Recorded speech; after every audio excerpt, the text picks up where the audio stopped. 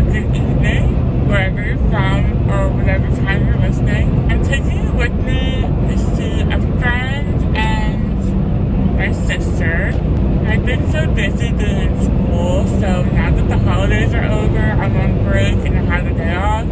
I'm going to try to do some friends and family I want to catch up with. Today I wanted to talk about a concept that we all know very well. I don't know if it's just me, but I feel like everybody wants to, humble you. What does it really mean to humble yourself? Obviously, it's very necessary to be humble and practice humility.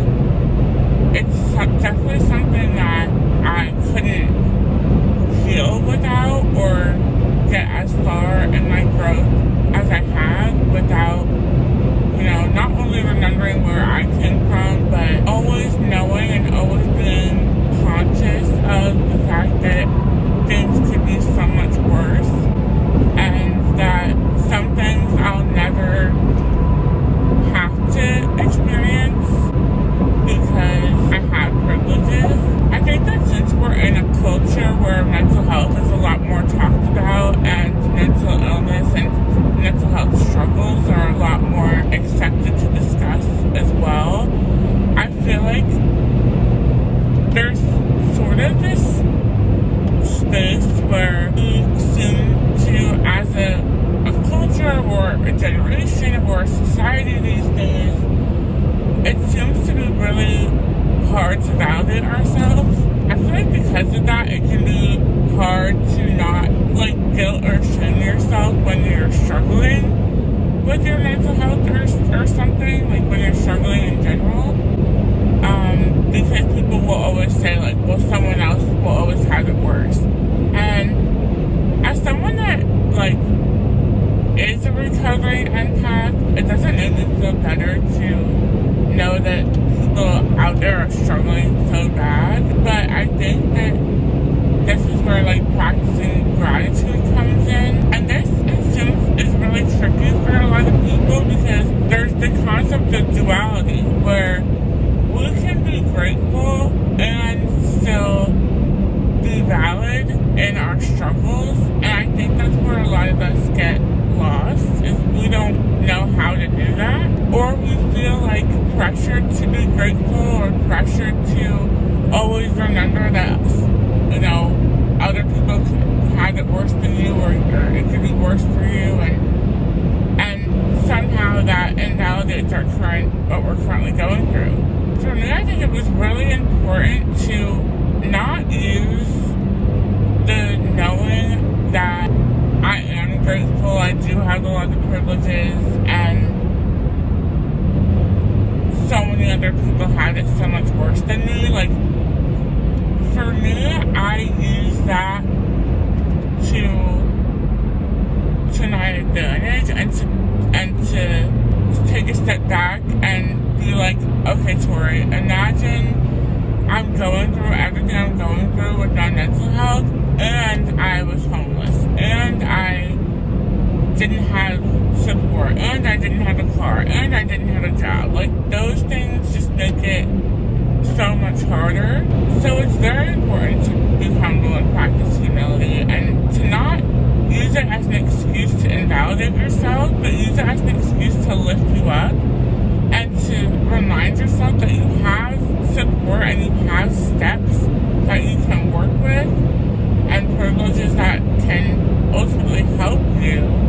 I think that it can be hard and this might be a little controversial, but of course everybody has struggles and we all, we're human beings. I do think that lately, the past, 5+ years, a lot of people are very comfortable in victimhood. And I definitely lived in that myself for a bit too long. And throwing pity parties for yourself. At the end of the day, nobody's going to come save you. There's not going to be a knight in shining armor. You have to be that person for yourself. And I think that's where a lot of people that struggle with chronic illness, mental or physical, we get well, what do you mean? I can't. like, good for you that you can do that. I can't. And that's definitely, like, how it was definitely my mindset, for sure. But that's what it is. It's a mindset. And so I do feel like what you believe you become. So if you don't believe that there's any getting better, or you can only get better to a certain extent, so your mental health and physical health relate, right? This is why it's so important, and mindset is so important. We really underestimate the power of our brains and how much control we really have. And if we don't have control because of these things, we have to work with what we are in control of. It's like one of the oldest stories in the book, right? Like the Serenity Prayer. We accept the things we cannot change. We have to have courage to change the things we can, and we have to have the wisdom to know the difference. And we have to be willing to take action. Whatever that looks like, faith is one thing, action is another. So, I don't want to get too off topic. Through my healing, I've developed, self-love, self-confidence, and pride in myself. Like, being really proud of showing up for myself and making the progress I have, and never thinking that I could be somebody that could live this type of, life in recovery. I just never thought this type of life or this type of mindset was possible for me to truly live in and transform my life. I mean, from caterpillar to butterfly, literally, it's been I didn't know that was possible for somebody like me. Like, I struggled with mental health and physical health for all my life, honestly. I'll definitely discuss more, as you guys get to know me better and as I get more of a community on here, what that looks like, and go into more specifics. But back to my main point is, it seems like people can't be confident, or thinking that they're pretty, or thinking that they're smart, or saying good things about themselves out loud without either fear of looking like they have a big ego, or being told, okay, calm down now. People don't want us to feel good about ourselves, I feel like, or too good. People are put off to, especially women that are confident in their abilities or who they are or how they feel about themselves. And I feel like this is where it's tricky, because we don't know each other as individuals. When you're just having these relationships with people or these acquaintances, people don't know us well enough to know that maybe we don't have a big head like they think, or maybe we have come from such a long way or such a long period of hating ourselves that loving ourselves and thinking that good things about ourselves is a huge accomplishment, and we don't need to be brought back down.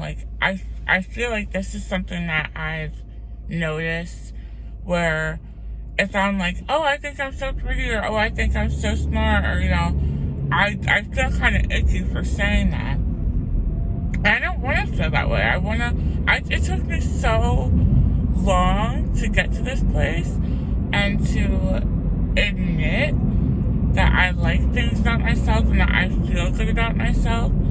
So I don't want to feel like I can't even say I love myself. I feel like everyone wants you to love yourself until you do, and then I'm okay, but not that much. But that's where the whole, oh, sit down, be humble, you gotta be humble, comes in, where it can feel very condescending to be treated like that too. So I'm not quite sure the balance yet.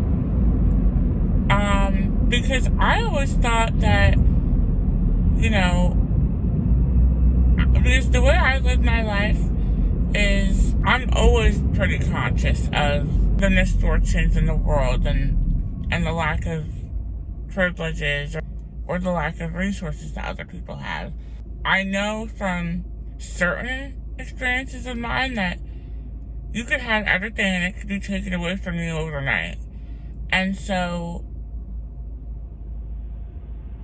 never losing touch or forgetting where I came from is definitely a daily practice for me, and it shows up differently every day, but it's always in the back of my mind, or even in the forefront.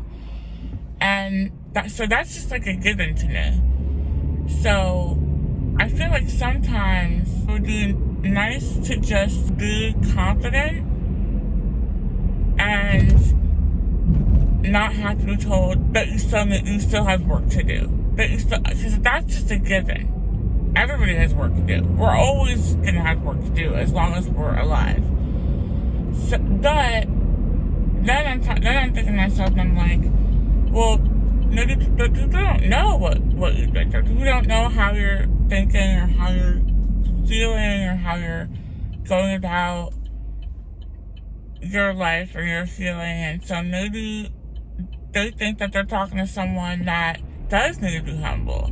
Because even for me, I struggle with that too, where sometimes I'll be talking to someone and I'm like, they sound really like full of themselves, or really confident, or even like borderline cocky, and I come off as a little uncomfortable because we're not used to seeing people like this. I feel like a lot of people were used to seeing people insecure. Maybe that's why. I'm about to go inside to meet my friend for coffee now, but I'll wrap this up when I get back. So now I'm on my way home. I had coffee with a friend, and we literally talked for like 4.5 hours, which is great.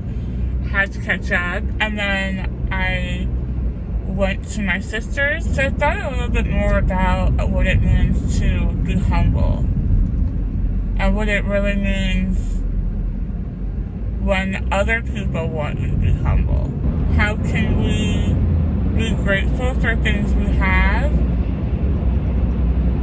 while also holding space for validating our emotions if we're struggling?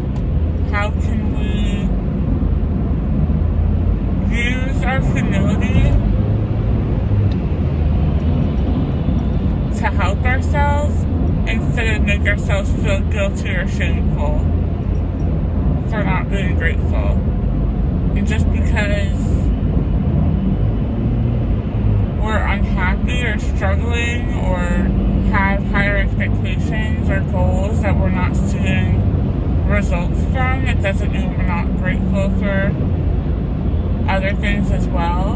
What do people see in us? What kind of characteristics or traits do people see in us that makes them want to water it down? Are we able to be proud of ourselves without having too much pride and ego? Where's the line? I think it's different for everybody, and it's a theme of life. It's probably something that we're always going to figure out how to work with and use it to be better people, whatever that looks like to each of us individually. But it is something that's been on my mind lately, and something I figured I'd share. I guess I'll also ask you guys your own advice and your own experiences. What are your guys' thoughts? Okay, so I'm back for the day, still pet sitting, but I hope that what I said may help you guys on whatever healing journey that you're on, or self-awareness. Take what's helpful, leave the rest, and thank you for watching, thank you for listening. I'm happy to be here, and I support you if you need me. Until next time.